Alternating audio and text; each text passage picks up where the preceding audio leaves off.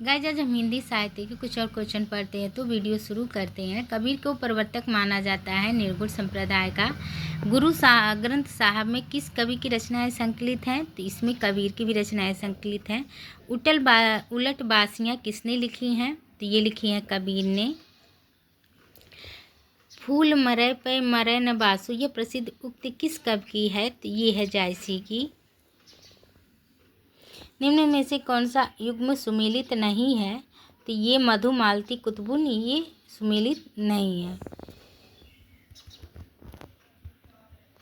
पद्मावत का बंगला अनुवाद किसने किया था? तो ये किया था अलोजाला ने। उदति आय तेई बंधन कीन्हा, इति दस्मात् अमर पद लीन्हा, पंक्तियों के रचनाकार कौन है? तो ये है जायसी। नागमती वियोग खंड से संबंधित सही तथ्य है। तो ये है 1 और 4। यह 12 मासा शैली में लिखा गया है। नागमती के आंसुओं से सारी सृष्टि भीगी हुई जान पड़ती है। तपै लागी अब जेठ अषाढ़ी, मोहि पियु बी झा जनि भई गाढ़ी, तन तिनवर भा झूरो खरी, भई बरखा दुख आगर जरी। इस पूरे कड़वक में नागमती की विरह दशा के बारे में यह विचार किसका है? यह आशिक मास्को का निर्जल प्रलाप नहीं है, यह हिंदू गृह की बिरहवाड़ी है। इसका सात्विक मर्यादापूर्ण माधुरी मनोहर है। तो ये कहा है रामचंद्र शुक्ल ने। हिंदी साहित्य का सर्वश्रेष्ठ बिरह वर्णन नागमती का बिरह वर्णन किस ग्रंथ में संकलित है? तो यह है पद्मावत। निम्नलिखित विकल्पों में से किसे हिंदी की शैली नहीं मानेंगे? तो ये मसनवी को नहीं मानेंगे।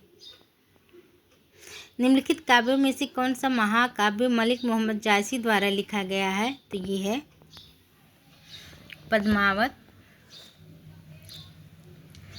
कौन सी रचना जायसी की नहीं है? तो ये चिताई वार्ता नहीं है।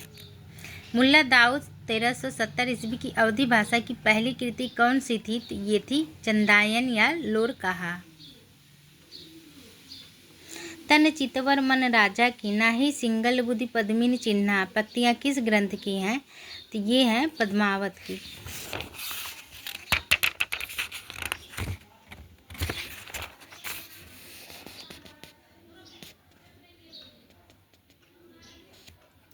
मलिक मोहम्मद जायसी ने आखिरी कलाम में किस बादशाह की प्रशंसा की है? तो ये है बाबर। सूफी कवि किस शाखा से संबंधित थे? तो ये थे प्रेमाशाही शाखा से। निम्नलिखित में से कौन सा कवि सगुण भक्ति धारा का कवि नहीं है? तो ये है कुतुबुन। जायसी की पद्मावत में पद्मावती कहाँ की राजकुमारी थी? तो ये सिंघल द्वीप की थी। उन्होंने सामान्य हृदय तत्व की सृष्टि व्यापनी भावना तथा द्वारा मनुष्य और पशु पक्षी सबको एक जीवन सूत्र में बद्ध देखा है। तो ये है जायसी। तन चित उर्मन राजा की, नाही सिंगल बुद्धि पद्मी चिन्हा, गुरु सोवा जय पंथ दिखावा, बिन गुरु जगत को निर्गुण पावा। उक्त पंक्तियों में पद्मावत की कौन सी विशेषता परिलक्षित है? तो यह है लौकिक प्रेम द्वारा अलौकिकता का संकेत। इनमें से अवधि की प्रारंभिक कृति मानी जाती है? तो ये मानी जाती है चंदायन। जायसी ने नागमती वियोग खंड में 12 मासा का प्रारंभ किस मास से किया है? तो यह आषाढ़। टप टप बूद परहि जस ओला, बिरह पवन होई मारो झोला। पंक्ति में आचार्य रामचंद्र सिंह लेखांतिक अंश से आशय ग्रहण किया है। वात के प्रकोप से अंग का सुन्न हो जाना। जय पंखी के निरव होई, कहे बिरह के बात, सोई पंखी जाय जरी, तरवर को होई निपात। आचार्य राम शुक्ल ने इन पंक्तियों को माना है उताहक पद्धति। पियु सौ कहेऊ संदेशा है भवरा है काक, सो धन बिरह जर्ग हुई, जे तेहिक धुआं हम लाग।